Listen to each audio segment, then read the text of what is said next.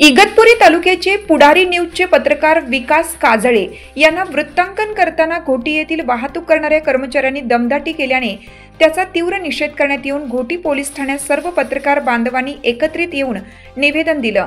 या प्रसंगी विकास काजळे यांनी आपले मनोगत व्यक्त केले। इगतपुरी तालुक्यातील अनेक भागांमध्ये अनेक प्रश्न आहेत आणि हे प्रश्न मिटवताना पत्रकार असतील, काही समाजसेवी संघटना असतील, ह्या ज्यावेळेस वार्तांकन करत असतात किंवा मार्ग शोधण्याचा प्रयत्न करत असतात, अशा वेळेस तालुक्यातील कोणत्याही व्यक्तीने अशा वार्तांकन करताना कुणालाही धमकावू नये ही या माध्यमातून सर्वांना विनंती आहे। कारण कायदे इतके कडक झालेले आहेत की या कायद्यांच्या कचाट्यामध्ये कोणीही सापडू नये अशी आमची पत्रकारांची वैयक्तिक इच्छा आहे आणि कोणाचाही प्रश्न मांडण्यासाठी पत्रकार सदैव तालुक्यामध्ये हजर असतात।